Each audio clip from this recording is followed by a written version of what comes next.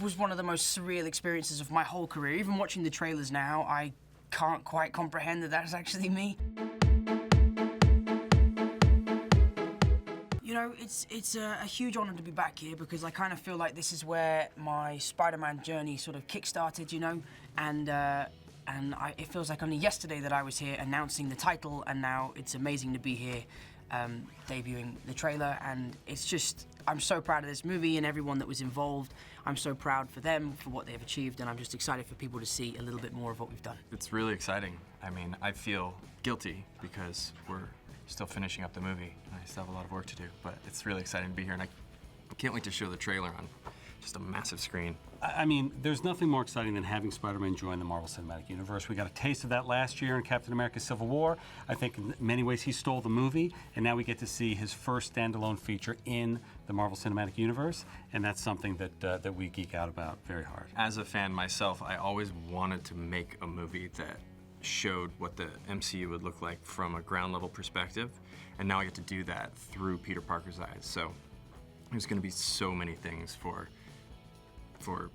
fans to be looking out for throughout. You know, this is a very different take on Spider-Man. This is something we haven't seen before. I'm obviously a lot younger, so we can really play on the youthful side of the character. We've seen the soldier, we've seen the billionaire, we've seen the God, and now it's time to see the kid, you know? And I think it's fun to see what would happen if you gave a 15-year-old superpowers, and I think what would happen is he'd have a pretty great time. You know, when Stan Lee and Steve Ditko created Spider-Man over 50 years ago, what was so brilliant about it, what was so unique about it, was here we had this universe full of heroes, and suddenly they added to it this kid who had to be home, had a curfew, had to do his homework, had to take care of his aunt. He wasn't living on another planet or living in an ivory tower. He was just a kid, like most of us are or were, and he had relatable issues. He had these unbelievable powers. He had great responsibility, but he had everyday issues. And all of the great Marvel characters have flaws, have quirks, have something that makes them relatable. None have something as relatable as Peter Parker does. I think that one of the main reasons why people love Peter Parker and Spider-Man so much is that you can relate to him, you know? There's not a person on this planet who doesn't go through something that Peter Parker goes through, whether it's struggling with homework, talking to girls, being late for school, or having bigger responsibilities outside of school. And I think, especially for young kids, it's a great thing to be able to see a superhero go through the same things that you're going through day to day. You know, it's very reassuring that it doesn't just happen to you, it also happens to superheroes. I can especially relate to Peter right now because in the movie he's been given this amazing opportunity by Tony Stark, and he's just trying really hard to prove himself so that he can become an Avenger and not screw up. And that's exactly how I feel at every moment making this movie. So I think there's this universal idea behind Peter Parker just being a regular kid that you can always relate to. So at every turn in this movie, you see new aspects of Spider-Man that have never been in a film before, but have been in the comics for years. He's got mechanical web shooters, as we saw in Civil War. He has to have web fluid. If he runs out, he falls off a building. So you get some added tension there. You get his scientific smarts as he tries to figure out ways out of that scenario. It's the first full Spider-Man film that takes place in high school. And he's got other high school friends. And for the very first time, somebody learns a secret. And he's got a best friend he's not sure he can keep his mouth shut. But his friend Ned has learned his secret early on in the film, and suddenly you have an entirely new dynamic for Spider-Man, as he needs to not only navigate the homework, helping his aunt, doing what he thinks he needs to do to impress Tony Stark. He thinks he should be an Avenger, and now his best friend Ned knows his secret. And is Ned going to be able to keep a lid on it, or is Ned going to be an ally? Is he going to help him?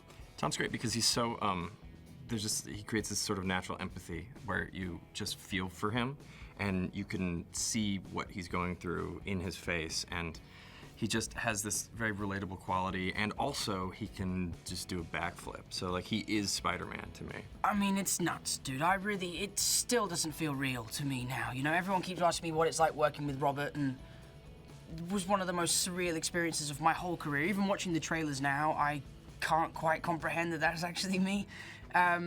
But the fact that this has actually come true and that this was such a big dream of mine is crazy, and I can't quite believe I'm standing here today. And Michael Keaton joining the Marvel Cinematic Universe is also one of those, it was on the bucket list. He's an amazing persona, he's an amazing actor, and getting to see him sort of look and scowl at these heroes that he thinks are somewhat ridiculous, at these names that they're calling themselves, and he decides if you can't beat them, join them, and he becomes this villain on his own. You know, Michael Keaton is an actor who I've always looked up to, and he is someone who has such an incredible career and platform behind him, and it was definitely intimidating working with someone like him, but so refreshing because he's just such a nice guy. You know, Michael's someone who you can approach and sit down on set with and have a good chat with, and also he has so much great advice to give. Well, we were excited. You know, the Vulture, I think, is the second villain Spidey ever faced in the comics, never been in a film before. And what was exciting to us about it is we had this whole idea of what would it be like to actually live in the Marvel Cinematic Universe. We've made 15 movies now set within this same shared continuity of universe, and now that we've introduced Spider-Man to it, we can introduce some of his villains. And what is it like to grow up in that world? What is it like to be in a world where you can look over your head and Iron Man flies by, or aliens pour out of the city and the Avengers come and attack them? It would be scary, it would be exciting. Certainly for Peter, he got to spend some time with the Avengers. We saw him in Civil War, had a pretty amazing summer vacation. Now he has to go back to high school after hanging out with these rock stars. What's that like? That's his journey. The journey is different for Adrian Toomes, the Vulture. He is just a normal guy. He's a regular guy. He lives in this world, and suddenly all these unbelievable things are happening, and he starts to feel small. So he starts to gather and scavenge all of this amazing technology that is left behind after these superhero battles, and he builds this unbelievable wingsuit, and he starts a business of his own. And it's fun to see somebody that didn't just have, you know, some sort of medical accident that led to superpowers. We get to see him literally with his own two hands build his future and build his destiny, which is very much what he believes in. Well, I think that's what John and Marvel and Sony did so well, was create a very unique character in a sense that he's just an average guy, you know? John said the other day, if a regular kid can become a superhero, why can't a regular guy become a supervillain? And you have the scientist, the billionaire, aliens, monsters, gods, all sorts of villains, but now we just have, you know, a guy who wants to stand up for himself and doesn't really agree what's happening in society. And I think it's very interesting to see a movie of such a big scale on such a grounded level. Yeah, dude, it's mind-blowing, man. It's really something that I'm still getting used to, and it hasn't sunk in yet, and I think it would be wrong if it had sunk in, you know? To be here today, I know I've said it, is such an honor, and I'm so delighted, and obviously realize how lucky I am to be here. But the cast, we couldn't have asked for a better cast. I mean, John did such a great job with casting all the kids, and all the big cheeses that we've got at the top. I mean, I couldn't have been luckier, so I'm very happy.